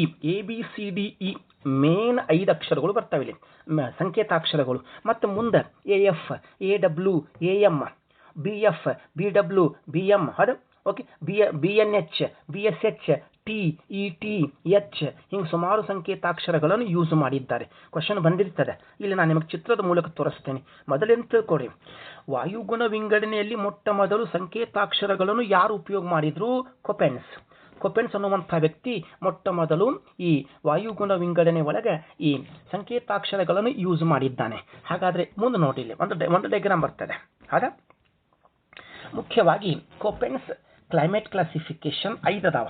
ಅದ 1 ಎ, ಇಲ್ಲಿ 1 ಎ ಬರ್ತದೆ ಟ್ರಾಪಿಕಲ್ ಕ್ಲೈಮೇಟ್, ಬಿ ಬರ್ತದೆ ಡ್ರೈ ಕ್ಲೈಮೇಟ್, ಸಿ ಬರ್ತದೆ ಟೆಂಪ್ರೇಟ್ ಕ್ಲೈಮೇಟ್, ಡಿ ಬರ್ತದೆ ಕಾಂಟಿನೆಂಟ್ ಕ್ಲೈಮೇಟ್, ಇ ಬರ್ತದೆ ಪೋಲಾರ್ ಕ್ಲೈಮೇಟ್. ಅಂದ್ರೆ ಏನು? ಎ ಅಂತಂದ್ರೆ ಉಷ್ಣವಲಯದ ತೇವಯುತ ವಾಯುಗುಣ, ಬಿ ಅಂತಂದ್ರೆ ಶುಷ್ಕ ವಾಯುಗುಣ, ಸಿ ಅಂತಂದ್ರೆ ಸಮಶೀತೋಷ್ಣ ವಲಯದ ವಾಯುಗುಣ, ಡಿ ಅಂತಂದ್ರೆ ಖಂಡಾಂತರ ವಾಯುಗುಣ, ಇ ಅಂತಂದ್ರೆ ಧ್ರುವೀಯ ವಾಯುಗುಣ. ಇವು ಮೇನ್ 5 ಅದಾವ್ರಿ. ನಿಮಗೆ ಗೊತ್ತಿರಬೇಕು. A B C D, then E. ಇಲ್ಲಿ ಮೆಗಾಥರ್ಮ್, ಮೆಸೋಥರ್ಮ್, ಮೈಕ್ರೋಥರ್ಮ್ ಸಮಭಾಜಕ ವೃತ್ತದೊಳಗೆ ಉಷ್ಣ ವಾಯುಗುಣ ಕಂಡು ಬರ್ತದೆ. ಅದಕ್ಕೆ ಎ ತೋರಿಸಿದ್ದಾನೆ. ಬಿ ಮರುಭೂಮಿ ವಾಯುಗುಣ, ಶುಷ್ಕವಾಗಿರ್ತದೆ, ಒಣಗಿರುತ್ತದೆ, ಒಣ ವಾಯುಗುಣ ಕಂಡು ಬರ್ತದೆ ಬಿ. ಓಕೆ, ಉತ್ತರ ಭಾರತ ಟೆಂಪ್ರೇಟ್ ಸಮಶೀತೋಷ್ಣ ವಲಯದ ವಾಯುಗುಣ, ಖಂಡಾಂತರ ವಾಯುಗುಣ, ಖಂಡಗಳಲ್ಲಿ ಬೇರೆ ಬೇರೆ ವಾಯುಗುಣ ಕಂಡು ಬರ್ತದೆ. ಯುರೋಪ್ ಮಾದರಿಯ ವಾಯುಗುಣ, ಚೈನಾ ಮಾದರಿಯ ವಾಯುಗುಣ ಏನದವಲ್ಲ ಖಂಡಾಂತರ ವಾಯುಗುಣ. ಓಕೆ, ಈ ಅಂತಂದ್ರೆ ಪೋಲಾರ್, ಯಾವಾಗಲೂ ಹಿಮ ಬಿದ್ದಿರ್ತದೆ, ಅತ್ಯಂತ ಶೀತ ವಾಯುಗುಣ ಆಗಿರ್ತದೆ. ಓಕೆ, ಮತ್ತಿಲ್ಲಿ ಇವು ಮುಖ್ಯ 5 ಸಂಕೇತಾಕ್ಷರಗಳು ಬರ್ತಾವೆ. ಇನ್ನೂ ಮುಗ್ದಿಲ್ಲ, ಇಲ್ಲಿ ಮುಂದೆ ಅದ ಮತ್ತೊಂದು ಬರ್ತದೆ ನೋಡ್ರಿ. ಇಲ್ಲಿ ನಿಮಗೆ ಕಾಣಿಸ್ತಾವೆ, ಇಲ್ಲಿ ಕೆಳಗಿದ ನೋಡ್ರಿ. ಇಲ್ಲಿ ಎಲ್ಲ ಕಲರ್ ಕೊಟ್ಟಿದ್ದಾರಲ್ಲ, ಇಲ್ಲಿ ಬೇರೆ ಬೇರೆ ಅಕ್ಷರಗಳು ಬರ್ತಾವೆ. ಅದು ಇಲ್ಲಿ ಫಸ್ಟ್ ನೋಡ್ರಿ, first 3 box A F, A M, A W. ಅದ A F, A M, A W. A M ಅನ್ನೋದು ಮಾನ್ಸೂನ್ ವಾಯುಗುಣ. ಅದ ಎ ಮಧ್ಯದಾಗೈತಲ್ಲ, ಲೈಟ್ ಡಾರ್ಕ್ ಇದೆ ಅಲ್ಲ, ಅದು ಇಲ್ಲಿನ ಮಾನ್ಸೂನ್ ವಾಯುಗುಣ. ವಿಶೇಷವಾಗಿ ಇಲ್ಲಿ ಬರ್ತದೆ ಮಾನ್ಸೂನ್ ವಾಯುಗುಣ. AM ಪ್ರಶ್ನೆ ಕೇಳಿದ್ದು AM. ಅದು ಬಹಳ ಕೆಂಪಗಿದೆಯಲ್ಲ, ಈ ಕೆಂಪಗಿರುವಂಥ ಪ್ರದೇಶ ಏನಿದೆಯಲ್ಲ ವಿಶೇಷವಾಗಿ ಇದು ಮರುಭೂಮಿ ವಾಯುಗುಣ, ಶುಷ್ಕ ವಾಯುಗುಣ ಆಗಿರ್ತದೆ. ಬಹಳ ನೀಲಿ ಬಣ್ಣದಾಗ ಕಂಡು ಬರ್ತದಲ್ಲ, ಉಷ್ಣವಲಯದ ತೇವಯುತ ವಾಯುಗುಣ. ವರ್ಷವಿಡೀ ಉಷ್ಣಾಂಶ ಹೆಚ್ಚಿರ್ತದೆ, ವರ್ಷವಿಡೀ ಮಳೆಯ ಪ್ರಮಾಣ ಹೆಚ್ಚಿರ್ತದೆ.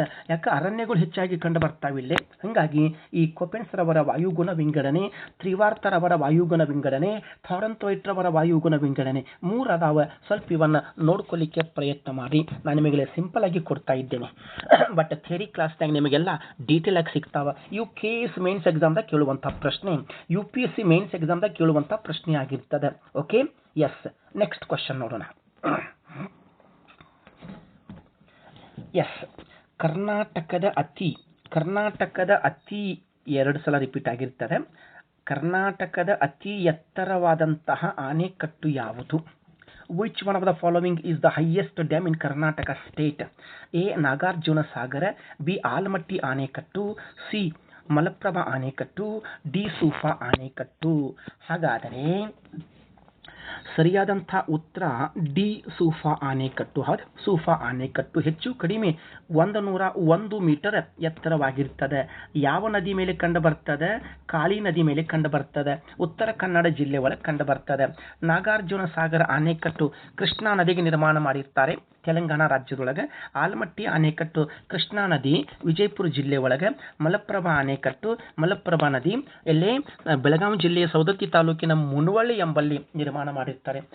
ನೀವೆಲ್ಲರೂ ಪ್ರಪಂಚದ ಪ್ರಮುಖ ಆಣೆಕಟ್ಟುಗಳನ್ನು ನೋಡ್ಕೊಳ್ರಿ, ಭಾರತದ ಪ್ರಮುಖ ಆಣೆಕಟ್ಟುಗಳನ್ನು ನೋಡ್ಕೊಳ್ರಿ, ಕರ್ನಾಟಕದ ಪ್ರಮುಖ ಆಣೆಕಟ್ಟುಗಳನ್ನು ನೋಡ್ಕೊಳ್ರಿ. ಯಾವ ನದಿಯ ಮೇಲೆ ಯಾವ ಆಣೆಕಟ್ಟು ಕಟ್ಟಿದ್ದಾರೆ? ಭಾರತದ ಎತ್ತರವಾದಂಥ ಆಣೆಕಟ್ಟು, ಭಾರತದ ಉದ್ದವಾದಂಥ ಆಣೆಕಟ್ಟು, ಪ್ರಪಂಚದ ಎತ್ತರವಾದಂಥ ಆಣೆಕಟ್ಟು, ಪ್ರಪಂಚದ ಉದ್ದವಾದಂಥ ಆಣೆಕಟ್ಟು, ಪ್ರಪಂಚದ ದೊಡ್ಡ ಆಣೆಕಟ್ಟು. ಸುಮಾರು ಕ್ವಶನ್ಸ್ ಬಂದಿದ್ದಾವೆ, ಅವನ್ನ ನಾವು ಮುಂದಿನ ಕ್ಲಾಸ್ನೊಳಗೆ ಡಿಸ್ಕಷನ್ ಮಾಡೋಣ ಅಂತ. Okay, yes. ನೆಕ್ಸ್ಟ್ ಪ್ರಶ್ನೆ 9ನೇದ್ದು ಮೇಜರ್ ಕ್ವಶನ್ ನೋಡ್ರಿ. ಇತ್ತೀಚೆಗೆ ಕ್ವಶನ್ ಕೇಳ್ಕೊಂಡು ಬಂದ, ನೀವು ಮೊದಲು ಕೇಳಿದ್ದಿಲ್ಲ, ಬಟ್ UPSC ಒಳಗೆ ಬಂದಂಥ ಪ್ರಶ್ನೆಗಳು. ಇವುಗಳಲ್ಲಿ ದೊಡ್ಡ ಪ್ರಮಾಣದ ನಕ್ಷೆ ಯಾವುದು ಕೇಳಿದಾನ? Which of the following is the largest scale map or large scale map? ಹಾಗಾದರೆ ಎ ಕ್ಯಾಡಸ್ಟ್ರಲ್ ಮ್ಯಾಪ್, ಕ್ಯಾಡಸ್ಟ್ರಲ್ ನಾ ಹೇಳ್ತೀನಿ ಕನ್ನಡದಾಗ. ಆಮೇಲೆ 2ನೇದ್ದು ಟೋಪೋಗ್ರಾಫಿಕಲ್ ಮ್ಯಾಪ್, 3ನೇದ್ದು ಅಟ್ಲಾಸ್ ಮ್ಯಾಪ್, 4ನೇದ್ದು ವಾಲ್ ಮ್ಯಾಪ್. ಹೌದಾ? ABCD. ಕ್ಯಾಡಸ್ಟ್ರಲ್ ನಕ್ಷೆ ಅಂತಂದರೆ ನಾವಿಲ್ಲಿ ಕಂದಾಯ ನಕ್ಷೆಗಳು ಅಂತ ಕರಿತೀವಿ. ಕಂದಾಯ ನಕ್ಷೆಗಳು, ಹೌದಾ? ಕಂದಾಯ ನಕ್ಷೆಗಳು ಕ್ಯಾಡಸ್ಟ್ರಲ್ ಮ್ಯಾಪ್ಸ್ ಅಥವಾ ಮೋಜುನಿ ನಕ್ಷೆಗಳು, ಮೋಜುನಿ. ಇನ್ನು ಟೋಪೋಗ್ರಾಫಿಕಲ್ ಮ್ಯಾಪ್ ಸ್ಥಳ ಸ್ವರೂಪ ನಕ್ಷೆಗಳು, ಭೂ ಸ್ವರೂಪ ನಕ್ಷೆಗಳು. ಇನ್ನು ಅಟ್ಲಾಸ್ ಮ್ಯಾಪ್, ನಾವು ಅಟ್ಲಾಸ್ ಬುಕ್ ಯೂಸ್ ಮಾಡ್ತೇವಲ್ಲ, ಅಟ್ಲಾಸ್ ಮ್ಯಾಪ್. ಇನ್ನು ವಾಲ್ ಮ್ಯಾಪ್ ಗೋಡೆಗೆ ಹಾಕುವಂತಹ ನಕ್ಷೆ. ಹಾಗಾದ್ರೆ ಏನು ಪ್ರಶ್ನೆ ಬಂದಿರ್ತದೆ? ಲಾರ್ಜ್ ಸ್ಕೇಲ್ ಮ್ಯಾಪ್ ಕೇಳಿದ್ದಾನೆ, ದೊಡ್ಡ ಪ್ರಮಾಣದ ನಕ್ಷೆ ಯಾವುದು ಕೇಳಿದ್ದಾನೆ. ಇದು ಯಾವುದಪ್ಪ ಅಂತಂದರೆ ಮೋಜುನಿ ನಕ್ಷೆ ಆಗಿರ್ತದೆ, ಕ್ಯಾಡಸ್ಟ್ರಲ್ ಮ್ಯಾಪ್. ಬಟ್ ನಮ್ಮ ಕಡೆ ಕ್ಯಾಡಸ್ಟ್ರಲ್ ಕೊಟ್ಟಿಲ್ಲ. UPSC ಒಳಗೆ ಕೇಳಿದ್ದಾನೆ, UGC ನೆಟ್ ಎಕ್ಸಾಮ್ದಾಗ ಕೇಳಿದ್ದಾನೆ. ಕ್ಯಾಡಸ್ಟ್ರಲ್ ಮೋಜುನಿ ನಕ್ಷೆಗಳು, ಕಂದಾಯ ನಕ್ಷೆಗಳು. ಓಕೆ, ಅದಕ್ಕೆ ನಾವು ಇಂಗ್ಲೀಷ್ನೊಳಗೆ ಕ್ಯಾಡಸ್ಟ್ರಲ್, ನಾ ಎಲ್ಲಾನು ಇಂಗ್ಲೀಷ್ ವರ್ಡ ಕೊಟ್ಟೇನೆ. ಯಾಕೆ ಮ್ಯಾಕ್ಸಿಮಮ್ ಎಕ್ಸಾಮ್ದಾಗ ಇಂಗ್ಲೀಷ್ ವರ್ಡ ಬರ್ತಾವೆ. ಈಗ ನಾ ಏನು ಬರ್ದೇನಪ್ಪ ಅಂದರೆ ಇಳಿಕೆ ಕ್ರಮದಾಗ ಬರ್ದೆ ನೋಡಿ. ದೊಡ್ಡದಿಂದ ಸಣ್ಣದ, ಅತ್ಯಂತ ದೊಡ್ಡದು ಕ್ಯಾಡಸ್ಟ್ರಲ್, 2ನೇ ದೊಡ್ಡದು ಟೋಪೋಗ್ರಾಫಿಕಲ್, 3ನೇ ದೊಡ್ಡದು ಅಟ್ಲಾಸ್, ಅತ್ಯಂತ ಚಿಕ್ಕ ನಕ್ಷೆ ವಾಲ್ ಮ್ಯಾಪ್, ಗೋಡೆ ನಕ್ಷೆಗಳು. ನಾವೇ ಕ್ಲಾಸ್ ರೂಮ್ನಾಗ ಹಾಕಿರ್ತೀವಲ್ಲ, ಅದಕ್ಕೆ ನಾವು ವಾಲ್ ಮ್ಯಾಪ್ ಅಂತ ಕರೆದೇವಿ. ಇದು ನಿಮಗೆ ಗೊತ್ತಿರಲಿ, ನೆನ್ಪಿಟ್ಕೊಳ್ರಿ. ಈ ಮೋಜುನಿ ನಕ್ಷೆಗಳು ಏನಿರ್ತದೆ, ಪ್ರಮಾಣ ದೊಡ್ಡದಿರ್ತದೆ, ಭೂಮಿ ಸಣ್ಣದಿರ್ತದೆ. ಪ್ರಮಾಣ ದೊಡ್ಡದಿತ್ತಂತಂದ್ರೆ ಭೂಮಿ ಸಣ್ಣದಿರ್ತದೆ. ನೋಡಿ, ಗೋಡೆ ನಕ್ಷೆಗಳು ಪ್ರಮಾಣ ಸಣ್ಣದಿರ್ತದೆ, ಆದ್ರೆ ಕ್ಷೇತ್ರ ದೊಡ್ಡದಿರ್ತದೆ. ಹಾಗಾಗಿ ಇಡೀ ಭೂಮಿ ನಾವಿಲ್ಲೇ ಒಂದು ನಕ್ಷೆ ಒಳಗೆ ತೋರಿಸ್ತೀವಿ. ಎಸ್, ಮತ್ತೆ ಇದನ್ನು ಮುಂದೆ ನಾವು ಡಿಸ್ಕಷನ್ ಮಾಡೋಣಂತ. ಎಸ್, ಈಗ ನೆಕ್ಸ್ಟ್ ಕ್ವಶನ್ 10ನೇ ಕ್ವಶನ್. ಇವುಗಳಲ್ಲಿ ಯಾವ ಬಣ್ಣದ ಕ್ರಾಂತಿ ಮೀನುಗಳ ಉತ್ಪಾದನೆಗೆ ಸಂಬಂಧಪಟ್ಟಿರ್ತದೆ? ಓಕೆ, ಮೀನುಗಳಿಗೆ ಸಂಬಂಧಪಟ್ಟಂಥ ಕ್ರಾಂತಿ, ವಿವಿಧ ವರ್ಣದ ಕ್ರಾಂತಿಗಳು, ವಿವಿಧ ಬಣ್ಣದ ಕ್ರಾಂತಿಗಳು. ಹಸಿರು ಕ್ರಾಂತಿ ಎ, ನೀಲಿ ಕ್ರಾಂತಿ ಬಿ, ಹಳದಿ ಕ್ರಾಂತಿ ಸಿ, ಬಿಳಿ ಕ್ರಾಂತಿ ಡಿ. ಮೀನುಗಳಿಗೆ ಸಂಬಂಧಪಟ್ಟಂಥ ಕ್ರಾಂತಿ ಯಾವುದಪ್ಪ ಅಂತಂದರೆ ಅದು ಬಿ ಆನ್ಸರ್, ನೀಲಿ ಕ್ರಾಂತಿ. Blue revolution is associated with fish production. Fish development.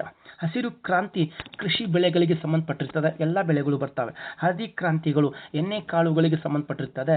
ಬಿಳಿ ಬಣ್ಣದ ಕ್ರಾಂತಿ ಓಕೆ ವೈಟ್ ರಿವಲ್ಯೂಷನ್ ಎದಕ್ಕೆ ಸಂಬಂಧಪಟ್ಟಿರ್ತದೆ? ಹಾಲಿನ ಉತ್ಪನ್ನಕ್ಕೆ ಸಂಬಂಧಪಟ್ಟಿರ್ತದೆ. ಆಮೇಲೆ ಬೆಳ್ಳಿ ನಾರು ಕ್ರಾಂತಿ ಸೆಣಬಿಗೆ ಸಂಬಂಧಪಟ್ಟಿರ್ತದೆ. ಬೆಳ್ಳಿ ನಾರು ಕ್ರಾಂತಿ ಹತ್ತಿಗೆ ಸಂಬಂಧಪಟ್ಟಿರ್ತದೆ. ಚಿನ್ನದ ನಾರು ಕ್ರಾಂತಿ ಸೆಣಬಿಗೆ ಸಂಬಂಧಪಟ್ಟಿರ್ತದೆ. ದುಂಡು ಕ್ರಾಂತಿ ಆಲೂಗಡ್ಡೆಗೆ ಸಂಬಂಧಪಟ್ಟಿರ್ತದೆ. ಓಕೆ, ಸಿಹಿ ಕ್ರಾಂತಿ ಪೆಟ್ರೋಲಿಯಂಗೆ ಸಂಬಂಧಪಟ್ಟಿರ್ತದೆ.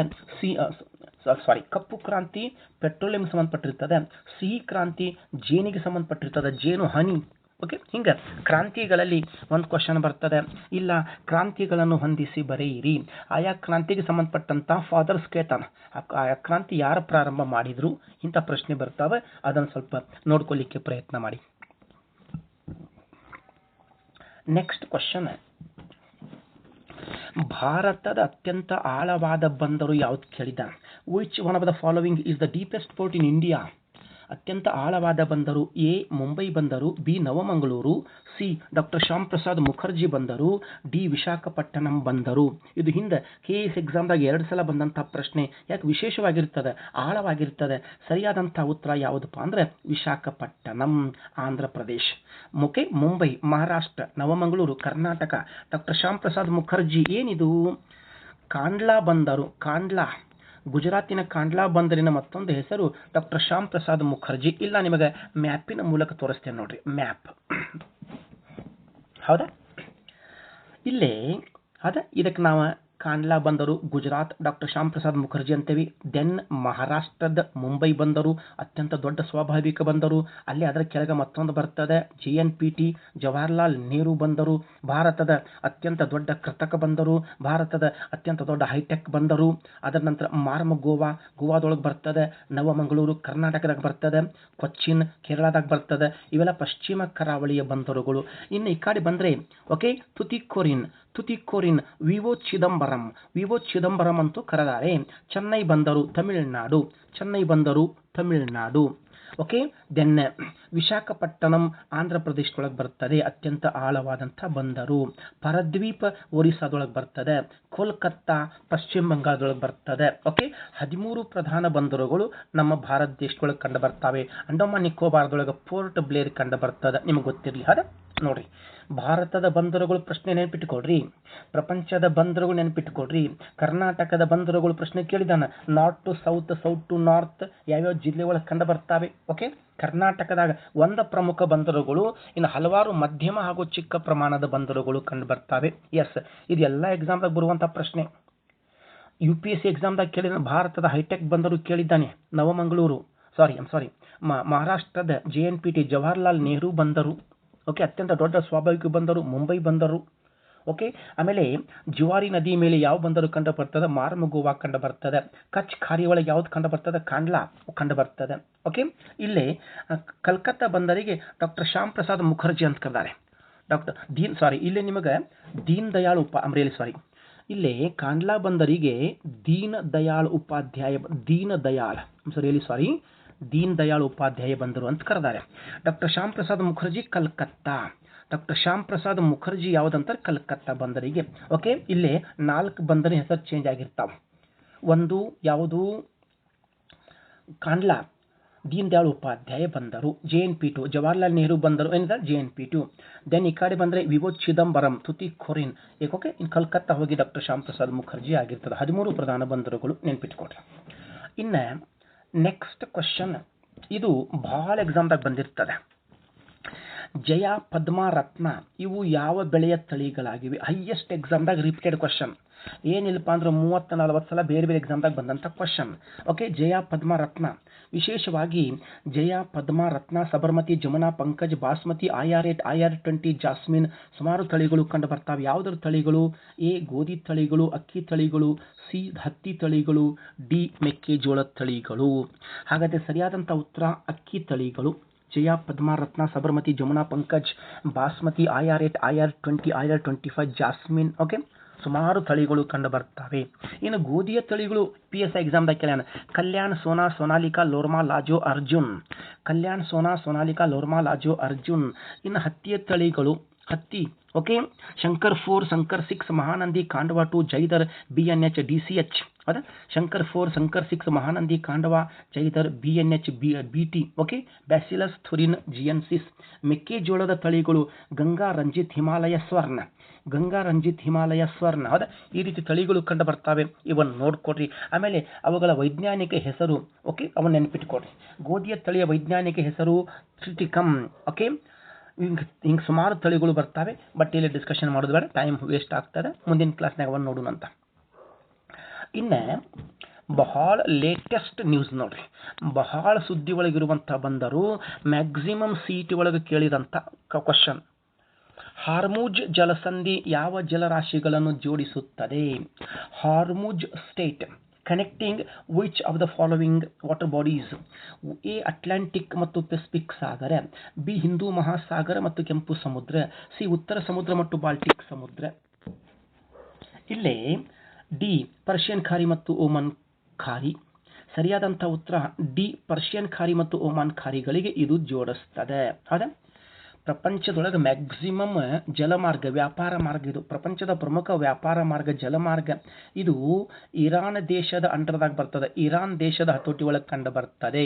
ಇರಾನ್ ಇದನ್ನು ನೋಡ್ಕೊಳ್ತದೆ. ನಾ ಇಲ್ಲಿ ಮುಂದೆ ನಿಮಗೆ ಡೈಗ್ರಾಮಿನ ಮೂಲಕ, ಇದನ್ನು ಚಿತ್ರದ ಮೂಲಕ ತೋರಿಸ್ತೇನೆ. ಹೌದಾ, ನೋಡ್ರಿ ಇಲ್ಲಿ ಮ್ಯಾಕ್ಸಿಮಮ್ ಇದು ಸುಮಾರು 30 ಕಿಲೋಮೀಟರ್ ಅಗಲ ಐತಿ ನೋಡ್ರಿ. ಹೌದಾ, ಇಲ್ಲಿ 30 ಕಿಲೋಮೀಟರ್, ಹೆಚ್ಚು ಕಡಿಮೆ 30 ಕಿಲೋಮೀಟರ್ ಅಗಲ ಐತಿ ಇದು. ಮ್ಯಾಕ್ಸಿಮಮ್ ಇದರ ಮೂಲಕ ಹಡಗುಗಳು, ಪ್ರಪಂಚದ ಅಂತಾರಾಷ್ಟ್ರೀಯ ವ್ಯಾಪಾರ ನಡೆದು ಹೆಚ್ಚಾಗಿ ಇದರ ಮೂಲಕ. ಹಾಗಾಗಿ ಇತ್ತೀಚೆಗೆ ಇವೇನು ಯುದ್ಧ ನಡೆದಾವಲ್ಲ, ಇರಾನ್ ಅಮೇರಿಕಾ ಇಸ್ರೇಲ್ ಯುದ್ಧದೊಳಗೆ ಏನಿದೆ ಅಲ್ಲ, ಇದು ಸುಮಾರು ಸಲ ಬಂದ್ ಮಾಡಿದ್ದಾರೆ ಇರಾನ್ದೊಳಗೆ. ಯಾಕೆ ಅವ್ರ ಹೊತ್ತಟ್ಟು ಒಳಗಿದೆ ಇದು. ಓಕೆ, ಎಸ್ ನೋಡ್ರಿ ಇಲ್ಲಿ ಇದು 2 ಜಲರಾಶಿಗಳನ್ನು ಜೋಡಿಸ್ತದೆ. ಒಂದು ಪರ್ಷಿಯನ್ ಖಾರಿ, ಒಂದು ಒಮಾನ್ ಖಾರಿ. ನೆನ್ಪಿಟ್ಕೊಡ್ರಿ. ಅದೇ ಸ್ಟ್ರೇಟ್ ಆಫ್ ಹೋಮ್ರೂಜ್ ಏನಿದೆ ಅಲ್ಲ, ಇದು ಪರ್ಷಿಯನ್ ಖಾರಿ ಮತ್ತು ಒಮಾನ್ ಖಾರಿಗಳನ್ನು ಜೋಡಿಸ್ತದೆ. ಇದು ನಿಮಗೆ ಗೊತ್ತಿರಲಿ. ಬಹಳ ಅದಾವ ಜಲಸಂಧಿಗಳು. ಪಾಕ್ ಜಲಸಂಧಿ, ಭಾರತ ಮತ್ತು ಶ್ರೀಲಂಕಾ. ಡೆನ್ಮಾರ್ಕ್ ಜಲಸಂಧಿ, ಗ್ರೀನ್ಲ್ಯಾಂಡ್ ಮತ್ತು ಐಸ್ಲ್ಯಾಂಡ್. ಡೋವರ್ ಜಲಸಂಧಿ. ಹಿಂಗೆ ಸುಮಾರು ಜಲಸಂಧಿಗಳು ಕಂಡು ಬರ್ತವೆ. ಅದನ್ನು ನಾವು ಮುಂದೆ ನೋಡೋಣ. ಬಟ್ ಇದು ಬಹಳ ಎಕ್ಸಾಮ್ದಾಗ ಕೇಳಿದ್ದಾನೆ, ಬಹಳ ನ್ಯೂಸ್ದೊಳಗಿದೆ. ಇದು ನಿಮಗೆ ಗೊತ್ತಿರಲಿ. ಎಸ್, ಇನ್ನು ನೆಕ್ಸ್ಟ್ ಕ್ವಶನ್, 40ರ ಅಬ್ಬರ ಗಾಳಿ, 50ರ ಉಗ್ರ ಗಾಳಿ, 60ರ ಅರಚುವ ಗಾಳಿಗಳು ಯಾವ ಪ್ರಕಾರದ ಗಾಳಿಗಳಾಗಿವೆ?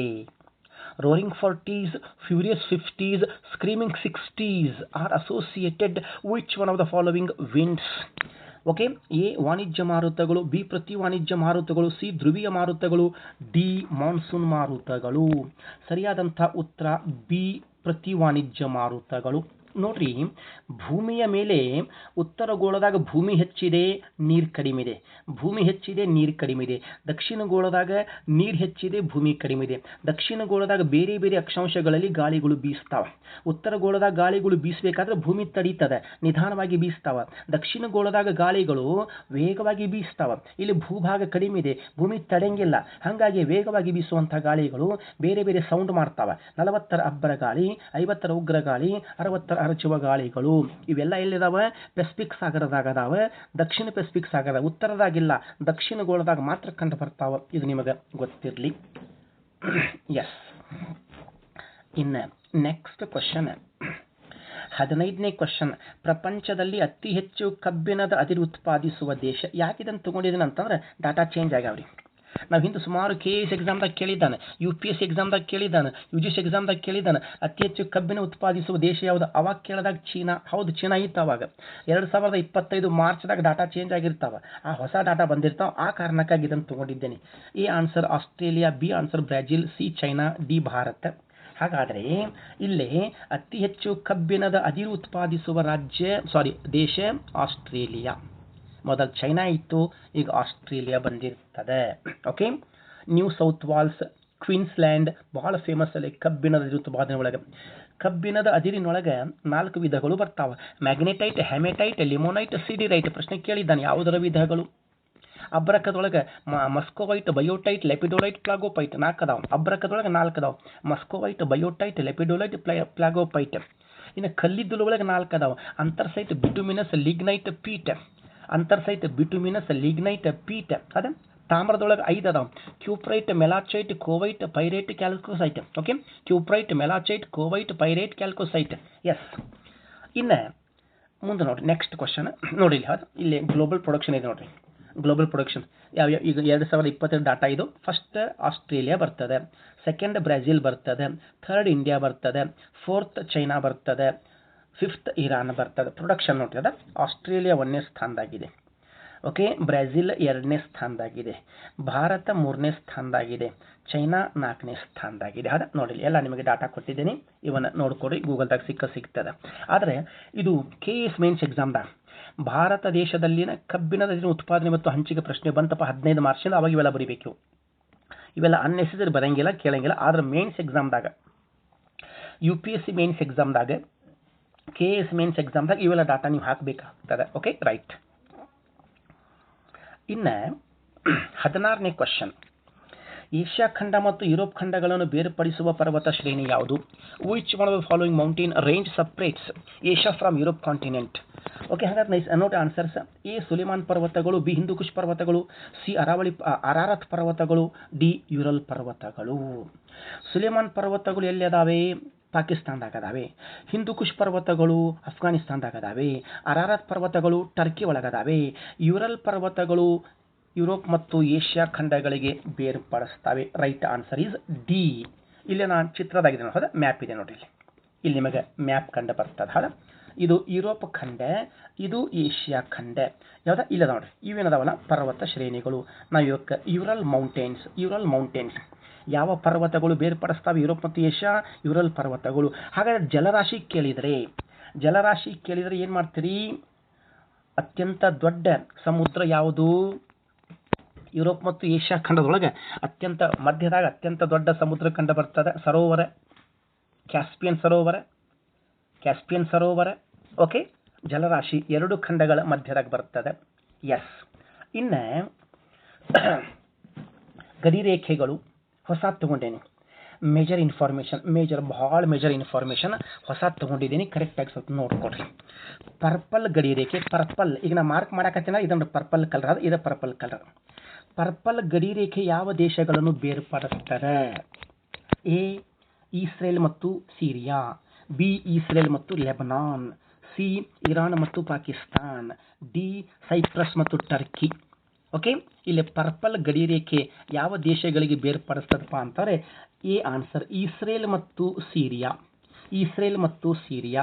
ಹಾಗಾದ್ರೆ ಎರಡನೇದ್ದು ಇಸ್ರೇಲ್ ಮತ್ತು ಲೆಬನಾನ್, ಬ್ಲೂ ಲೈನ್. ಇನ್ನು ಮೂರನೇದ್ದು ಇರಾನ್ ಮತ್ತು Pakistan, Goldsmith line. Cyprus ಮತ್ತು ಟರ್ಕಿ, ಗ್ರೀನ್ ಲೈನ್. ಇವು ನಿಮ್ಗೆ ಗೊತ್ತಿರಲಿ, ಭಾಳ ಇಂಪಾರ್ಟೆಂಟ್. ಪರ್ಪಲ್ ಗಡಿರೇಖೆ ಇಸ್ರೇಲ್ ಮತ್ತು ಸಿರಿಯಾ. ಸ್ವಲ್ಪ ನೋಡಿ, ಇಲ್ಲಿ ಬುಕ್ನಾಗ ಕೊಟ್ಟೆ, ನಾನು ಸ್ಪರ್ಧಾ ಭೂಗೋಳದಾಗ ಕೊಟ್ಟೇನಿ. ಆದರೆ ಪೂರ್ತಿ ನಿಮ್ಗೆ ಕರೆಕ್ಟಾಗಿ ಕಾಣಿಸ್ತಾ ಇಲ್ಲ ನೋಡಿ. ಅದ ಪೂರ್ತಿ ಕಾಣಿಸ್ತಾ ಇಲ್ಲ, ಸ್ವಲ್ಪ ಕರೆಕ್ಟ್ ನೋಡಿ. ಇಲ್ಲಿ ಬ್ಲೂ ಲೈನ್ ಇದೆಯಲ್ಲ, ಬ್ಲೂ ಲೈನ್ ಲೆಬನಾನ್ ಮತ್ತು ಇಸ್ರೇಲ್ ದೇಶಗಳನ್ನು ಬೇರ್ಪಡಿಸ್ತದೆ, ಬ್ಲೂ ಲೈನ್. ಇನ್ನು ಗ್ರೀನ್ ಲೈನ್ ಸೈಪ್ರಸ್ ಮತ್ತು ಟರ್ಕಿಗಳಿಗೆ ಬೇರ್ಪಡಿಸ್ತದೆ. ಓಕೆ, ಇನ್ನು ಗೋಲ್ಡ್ ಸ್ಮಿತ್ ಗಡಿರೇಖೆ ಇರಾನ್ ಮತ್ತು ಪಾಕಿಸ್ತಾನ ದೇಶಗಳಿಗೆ ಬೇರ್ಪಡಿಸ್ತದೆ. ದೆನ್ ಪರ್ಪಲ್ ಗಡಿರೇಖೆ ಇಸ್ರೇಲ್ ಮತ್ತು ಸಿರಿಯಾಗಳಿಗೆ ಬೇರ್ಪಡಿಸ್ತದೆ. ಓಕೆ, ಯೆಲ್ಲೋ ಲೈನ್ ಅಂದರೆ ಹಳದಿ ಗಡಿರೇಖೆ ಪ್ಯಾಲೆಸ್ಟೈನ್ ಮತ್ತು ಗಾಜಾಪಟ್ಟಿಗೆ ಬೇರ್ಪಡಿಸ್ತದೆ. ಪೇಜ್ ನಂಬರ್ 497 ಐತೆ ನೋಡ್ರಿ, ಪೇಜ್ ನಂಬರ್ 497. ಇವು ಗಡಿರೇಖೆಗಳು ಭಾಳ ಅದಾವೆ. ಇವನ್ ನಮ್ಮ ಇಂಡಿಯಾದಾಗೂ ಅದಾವ್ರಿ. Okay, Radcliffe Bharat Pakistan, Durand Bharat Afghanistan, McMahon Bharat China. Okay, 49ನೇ ಡಿಗ್ರಿ ಉತ್ತರ ಅಕ್ಷಾಂಶ ಅಮೆರಿಕ ಕೆನಡಾ ದೇಶಗಳಿಗೆ ಬೇರ್ಪಡಿಸ್ತದೆ. 38 ಡಿಗ್ರಿ ಉತ್ತರ ಅಕ್ಷಾಂಶ ಉತ್ತರ ಕೊರಿಯಾ ದಕ್ಷಿಣ ಕೊರಿಯಾಕ್ಕೆ ಬೇರ್ಪಡಿಸ್ತದೆ. 17ನೇ ಡಿಗ್ರಿ ಉತ್ತರ ಅಕ್ಷಾಂಶ ಉತ್ತರ ವಿಯೆಟ್ನಾಂ ದಕ್ಷಿಣ ವಿಯೆಟ್ನಾಂ ಬೇರ್ಪಡಿಸ್ತದೆ. 10 ಡಿಗ್ರಿ ಉತ್ತರ ಅಕ್ಷಾಂಶ ಅಂಡಮಾನ್ ನಿಕೋಬಾರ್ ದ್ವೀಪಗಳು ಬೇರ್ಪಡಿಸ್ತದೆ. ಅದು ಎಲ್ಲ ಕೊಟ್ಟೇನೆ, ಈ ಪೇಜ್ನಾಗ ಎಲ್ಲ ಅದಾವೆ, ಮೇಲೆ ಅದಾವೆ, ನಾನು ಕೆಳಗಿನ ಅಷ್ಟೇ ಕಟ್ ಮಾಡ್ಕೊಂಡಿದ್ದೀನಿ. ಎಸ್. ಓಕೆ, ಇನ್ನು ನೆಕ್ಸ್ಟ್ ಕ್ವಶನ್. ಇಲ್ಲಿ 19ನೇದು ಮಂಗಳೂರು ಮತ್ತು ಚಿಕ್ಕಮಗಳೂರು ಜಿಲ್ಲೆಗಳನ್ನು ಸಂಪರ್ಕಿಸುವ ಘಾಟ್. ಓಕೆ, ಮಂಗಳೂರು ಮತ್ತು ಚಿಕ್ಕಮಗಳೂರುಗಳನ್ನು ಸಂಪರ್ಕಿಸುವ ಘಾಟ್ ಯಾವುದು? ಇಲ್ಲಿ 19ನೇ ಪ್ರಶ್ನೆಗೆ ಸರಿಯಾದ ಓಕೆ, ಒಂದು ಆಗುಂಬೆ ಘಾಟ್ ಬರ್ತದೆ, ಒಂದಿಲ್ಲಿ ಒಂದಿಲ್ಲಿ ಆಗುಂಬೆ ಘಾಟ ಬರ್ತದೆ, ಕೊಲ್ಲೂರು ಘಾಟ ಬರ್ತದೆ, ಚಾರ್ಮುಡಿ ಘಾಟ ಬರ್ತದೆ, ಹುಳಿಕಲ್ ಘಾಟ ಬರ್ತದೆ. ಸರಿಯಾದಂಥ ಉತ್ತರ ಸಿ ಚಾರ್ಮುಡಿ ಘಾಟ್. ನಾ ಎಲ್ಲ ಕೊಟ್ಟಿದ್ದೀನಿ ಘಾಟಗಳು, ನಾ ಎಲ್ಲ ಇಲ್ಲಿ ಘಾಟಗಳು ಕೊಟ್ಟಿದ್ದೇನೆ, ಬುಕ್ನಾಗೂ ಕೊಟ್ಟಿದ್ದೇನೆ. ಅವನ್ನ ಸ್ವಲ್ಪ ನೋಡ್ರಿ, ಅದ ಎಲ್ಲ ಕೊಟ್ಟಿದ್ದೀನಿ ನೋಡ್ರಿ, ಇಲ್ಲಿ ಎಲ್ಲಾನು ಕೊಟ್ಟಿದ್ದೇನೆ. ಒಂದನೇದು ಆಗುಂಬೆ ಘಾಟ್. ಆಗುಂಬೆ ಘಾಟ್ ಉಡುಪಿ ಶಿವಮೊಗ್ಗ ಜಿಲ್ಲೆಗಳಿಗೆ ಜೋಡಿಸ್ತದೆ. ಕೊಲ್ಲೂರು ಘಾಟ್ ಶಿವಮೊಗ್ಗ ಉಡುಪಿ ಜಿಲ್ಲೆಗಳು. ಚಾರ್ಮುಡಿ ಘಾಟ್ ಮಂಗಳೂರು ಚಿಕ್ಕಮಗಳೂರು. ಶಿರಾಡಿ ಘಾಟ್ ಹಾಸನ ಸಕಲೇಶ್ಪುರ ಮಂಗಳೂರು. ಹುಳಿಕಲ್ ಘಾಟ್ ಶಿವಮೊಗ್ಗ ಕುಂದಾಪುರ. ದೇವಿಮನೆ ಘಾಟ್ ಉತ್ತರ ಕನ್ನಡ ಶಿರ್ಸಿ ಕುಮಟಾ. ಓಕೆ. ಸಂಪಾಚಿ ಘಾಟ್ ಮಂಗಳೂರು ಮಡಿಕೇರಿ ಮೈಸೂರು. ಅರೆಬೈಲ್ ಘಾಟ್ ಅಂಕೋಲ ಮತ್ತು ಹುಬ್ಬಳ್ಳಿ. ಓಕೆ. ಬೋರ್ಲಾನ್ ಘಾಟ್ ಬೆಳಗಾವಿ ಮತ್ತು ಪಣಜಿ. ಎಲ್ಲ ಘಾಟ್ ಕೊಟ್ಟಿದ್ದೇನೆ, ಸ್ವಲ್ಪ ಇವನ್ನ ನೋಡ್ಕೊಡಿ. ಭಾರತದೊಳಗೆ ಭಾರತದ ಘಾಟ್ ಕೊಟ್ಟೇನಿ, ಕರ್ನಾಟಕದಾಗ ಕರ್ನಾಟಕದ ಘಾಟ್ ಕೊಟ್ಟೇನಿ. ಇವೆಲ್ಲ ಸ್ಪರ್ಧಾ ಭೂಗೋಳದಾಗ ಅದ ನೋಡ್ರಿ. ಸ್ಪರ್ಧಾ ಭೂಗೋಳದ ವಿಶೇಷತೆ ಏನಪ್ಪಾ ಅಂದ್ರೆ ಎಕ್ಸಾಮ್ದಾಗ 25 ಕ್ವಶನ್ ಬಂದರೆ 23 ಆನ್ಸರ್ ಬರ್ತಾವೆ. ಎಕ್ಸಾಮ್ದಾಗ 30 ಕ್ವಶನ್ ಬಂದರೆ 28 ಆನ್ಸರ್ ಬರ್ತಾವೆ. ಎಕ್ಸಾಮ್ದಾಗ 22 ಕ್ವಶನ್ ಕೇಳಿದರೆ 20 ಆನ್ಸರ್ ಬರ್ತಾವೆ. 2 ಆನ್ಸರ್ ಕಡಿಮೆ ಹೇಳ್ತಾ ಇದ್ದೀನಿ, ಯಾಕಂತ ಕರೆಂಟ್ ಅಫೇರ್ಸ್ ಬುಕ್ ಪ್ರಿಂಟ್ ಆಗೋದು ವರ್ಷಕ್ಕೊಮ್ಮೆ ಅಥವಾ 2 ಸಲ. ಬಟ್ ಕರೆಂಟ್ ಅಫೇರ್ಸ್ ತಿಂಗಳ ಚೇಂಜ್ ಆಗ್ತಿರ್ತಾವೆ. ಹಾಗಾಗಿ 2 ಮಾರ್ಕ್ಸ್ ಡೌಟ್ ನನ್ನ ಬುಕ್ನಲ್ಲಿ. ಆದರೆ ನಿಮಗೆ 98%, 20ಕ್ಕೆ 18 ಕ್ವಶನ್, 25ಕ್ಕೆ 23 ಆನ್ಸರ್, 30ಕ್ಕೆ 28 ಆನ್ಸರ್ ನಿಮಗೆ ಬುಕ್ನಾಗ ಸಿಗ್ತಾವೆ. ನೋ ಡೌಟ್, ಅದು ನಾನು ಗ್ಯಾರಂಟಿ ಕೊಡ್ತೇನೆ. ಎಸ್. ಇನ್ನು ನೆಕ್ಸ್ಟ್ ಕ್ವಶನ್, ದೂದ್ ಸಾಗರ್, ಕಳಸಾ, ವಜ್ರ, ಪೋಹ ಜಲಪಾತಗಳನ್ನು ನಿರ್ಮಾಣ ಮಾಡಿದ ನದಿ ಯಾವುದು? ಬಟ್ ಓಕೆ, ಇಲ್ಲೇ ಆನ್ಸರ್ ಕಾಳಿ ನದಿ, ಶರಾವತಿ ನದಿ, ಕಾವೇರಿ. ಬಟ್ ಇಲ್ಲಿ ಒಂದು ಆನ್ಸರ್ ಬರಬೇಕಾಗಿತ್ತು, ಮಹದಾಯಿ ನದಿ. ಮಹದಾಯಿ ಅದು ಆನ್ಸರ್ನಾಗ ಬಂದಿಲ್ಲ, ದಯಮಾಡಿ ಕ್ಷಮಿಸಬೇಕು. ಮಹದಾಯಿ ನದಿ ಅದ ಕರೆಕ್ಟ್ ಆನ್ಸರ್. ಇದಕ್ಕೆ ಮಹದಾಯಿ ರಿವರ್, ಮಹದಾಯಿ ನದಿ. Okay, Mahadayi river. ಇದು ಕರ್ನಾಟಕದೊಳಗೆ ಬೆಳಗಾವಿ ಜಿಲ್ಲೆ. ಕಳಸಾ ಮತ್ತು ವಜ್ರ ಪೋಹ ಜಲಪಾತ ನಿರ್ಮಾಣ ಮಾಡಿರ್ತದೆ. ಗೋವಾದೊಳಗೆ ದೂದ್ ಸಾಗರ್. ಕಾಳಿ ನದಿ ಉತ್ತರ ಕನ್ನಡ ಜಿಲ್ಲೆ ಒಳಗೆ. ಓಕೆ. ಇದಕ್ಕೆ ಸೂಫಾ ಅಣೆಕಟ್ಟು ನಿರ್ಮಾಣ ಮಾಡಿದ್ದಾರೆ. ಇಲ್ಲಿ ಸುಮಾರು ಇಲ್ಲೇನು ಏನದಾವ, ಈ ಜಲಪಾತಗಳು ಮ್ಯಾಕ್ಸಿಮಮ್ ಅದಾವ. ಕರ್ನಾಟಕ ರಾಜ್ಯಕ್ಕೆ ಭಾರತದ ಜಲಪಾತಗಳ ನಾಡು ಅಂತ ಕರೆದಾರೆ. ಇಲ್ಲಿ ಘಟಪ್ರಭಾ ನದಿ ಗೋಕಾಕ್ ಜಲಪಾತ, ಕಾವೇರಿ ನದಿ ಶಿವನ ಸಮುದ್ರಂ, ಓಕೆ, ಜಲಪಾತ, ಶರಾವತಿ ನದಿ ಜೋಗ್ ಜಲಪಾತ. ಓಕೆ, ಹಿಂಗೆ ಸುಮಾರು ಜಲಪಾತಗಳು ಬರ್ತವೆ. ಭಾಳ ಜಲಪಾತಗಳು, ಸುಮಾರು 37-36 ಜಲಪಾತಗಳು ಕರ್ನಾಟಕದ ಎಲ್ಲ ಜಿಲ್ಲೆಗಳಲ್ಲಿ ನಾನು ಬುಕ್ನಾಗ ಕೊಟ್ಟೇನೆ. ಅವನ್ನು ನೋಡಲಿಕ್ಕೆ ಪ್ರಯತ್ನ ಮಾಡಿ. ಎಸ್. ಓಕೆ. ಇನ್ನು ನೆಕ್ಸ್ಟ್, ಇಲ್ಲಿಗೆ ಕ್ವಶನ್ ಮುಗಿದಂಗೆ ಆಯಿತು ನೋಡಿರಿ. ಸ್ಪರ್ಧಾ ಭೂಗೋಳಶಾಸ್ತ್ರ ನಾನು ಬರೆದಂಥ ಬುಕ್, ಕರ್ನಾಟಕ ರಾಜ್ಯ ಕಂಡಂಥ ಮೊಟ್ಟ ಮೊದಲನೇ ಪುಸ್ತಕ. 2007ರಾಗ ಬಂದಿರ್ತದೆ ಬುಕ್ ಇದು. ಇವತ್ತು 16ನೇ ಪರಿಷ್ಕೃತ ಮುದ್ರಣ, ಡಬಲ್ ಕಲರ್ ಬಂದಿರ್ತದೆ. ಲೇಟೆಸ್ಟ್ ಇನ್ಫಾರ್ಮೇಷನ್ ಕೊಟ್ಟಿದ್ದೇನೆ. ಈ ಬುಕ್ ನೋಡಲಿಕ್ಕೆ ಪ್ರಯತ್ನ ಮಾಡಿ. ಯಾಕಂತಂದರೆ ಕರ್ನಾಟಕದಾಗ ಅತಿ ಹೆಚ್ಚು ವಿದ್ಯಾರ್ಥಿಗಳು ಓದುತ್ತಿರುವಂಥ ಬುಕ್ ಇದು. 1 ಲಕ್ಷಕ್ಕಿಂತಲೂ ಹೆಚ್ಚು ಬುಕ್ ಸೇಲ್ ಆಗಿದ್ದಾವೆ. ಹೈಯೆಸ್ಟ್ ಜನ ಇದನ್ನು ಓದ್ತಾ ಇದ್ದಾರೆ. ಯಾಕೆ first book in Karnataka. Covid ಆದಮೇಲೆ ಬುಕ್ಸ್ ಭಾಳ ಬಂದಾವೆ, ಬಟ್ ಕರ್ನಾಟಕದಾಗ ಫಸ್ಟ್ ಇರುವಂಥ ಬುಕ್ ಇದು. 2007ರಾಗ ಕೊಟ್ಟಿದ್ದೀನಿ. ಇದನ್ನೇ ನಾನು ಇಂಗ್ಲೀಷ್ ಮೀಡಿಯಮ್ದೊಳಗೆ ಜೀನಿಯಸ್ ಜಾಗ್ರಫಿ ಅಂತ ಕೊಟ್ಟಿದ್ದೇನೆ. Okay. Vision academy Dharwad. KS 319, PSI 253, ESI 365, VAO 570, FD 3000, SD 2600 vacancy ಕರೀತಾ ಇದ್ದಾರೆ. ಎಲ್ಲರೂ ಕರೆಕ್ಟಾಗಿ ಓದ್ಕೊಡ್ರಿ, ಯಾಕಂತಾರೆ ಚಾನ್ಸ್ ಸಿಗುವುದಿಲ್ಲ. ಯಾಕಂದ್ರೆ 6 ವರ್ಷದಿಂದ ಯಾವುದೇ ಕನ್ಫರ್ಮ್ ಆಗಿಲ್ಲ. ದೇವರು ಬೆಸ್ಟ್ ಚಾನ್ಸ್ ಕೊಟ್ಟಾನೆ, ಇದನ್ನು ಕರೆಕ್ಟಾಗಿ ಯುಟಿಲೈಸ್ ಮಾಡಿಕೊಡ್ರಿ. ಯಾವುದಾರು ಎಕ್ಸಾಮ್ ಕೊಡ್ರಿ, ಎಲ್ಲ ಎಕ್ಸಾಮಿಗೆ ಅಪ್ಲೈ ಮಾಡಿರಿ. ಯಾವುದಾರು ಒಂದು ಆಗೇ ಆಗ್ತದೆ. ಒಂದರ ಮೇಲೆ ಕೂಡಬೇಡ್ರಿ, ಒಂದರ ಮೇಲೆ ನಂಬಬೇಡ್ರಿ. ಓಕೆ, ಎಲ್ಲನೂ ಪ್ರಯತ್ನ ಮಾಡಿರಿ. ಆದರೆ ನಂದು ವಿಚಾರ ಏನಪ್ಪ ಅಂದರೆ ದೊಡ್ಡದು ಪ್ರಯತ್ನ ಮಾಡಿರಿ. Try to biggest. KS ಪ್ರಯತ್ನ ಮಾಡಿರಿ, KS ಓದ್ರಿ, ಎಲ್ಲ ಎಕ್ಸಾಮ್ ಪಾಸ್ ಆಗ್ತೀರಿ. GK ಪೇಪರ್ ಸೇಮ್, ಎಲ್ಲ ಎಕ್ಸಾಮಿಗೆ GK ಪೇಪರ್ ಸೇಮ್. PSIದಾಗ ಮಾತ್ರ 50 ಮಾರ್ಕ್ಸ್ ಬೇರೆ ಬರ್ತದೆ. essay ರೇಟಿಂಗ್ ಬರ್ತದೆ, ಟ್ರಾನ್ಸ್ಲೇಷನ್ ಬರ್ತದೆ, ಪ್ರೇಸಿಯಸ್ ಬರ್ತದೆ. Okay. Village account, FDA, SDA, basic Kannada 35 marks, basic English 35 marks, computer 30 marks. ಹಾಗಾಗಿ ಎಲ್ಲರೂ ಓದ್ರಿ, ಯಾವುದೇ ಎಕ್ಸಾಮ್ ಆಗಲಿ ಕೂಡಲಿಕ್ಕೆ ಪ್ರಯತ್ನ ಮಾಡಿ. ಎಸ್, ಇಲ್ಲಿಗೆ ಸೆಷನ್ ಮುಗೀತು. ಈಗ ಮುಂದಿನ ಸೆಷನ್ದಾಗ ಮತ್ತೊಂದು ವಿಡಿಯೋ ತೊಗೊಂಬರ್ತೀನಿ, ಬೆಸ್ಟ್ ಕ್ವಶನ್ ತೊಗೊಂಬರ್ತೀನಿ. ನಾಳೆ ನಿಮಗೆ ಎಕ್ಸಾಮಿಗೆ ಹೆಲ್ಪ್ ಆಗಬೇಕು, ಯೂಸ್ಫುಲ್ ಆಗಬೇಕು. ಓಕೆ, ಎಲ್ಲರಿಗೂ ಒಳ್ಳೆಯದಾಗಲಿ. All the very best. God bless you all. Thank you so much. Bye bye.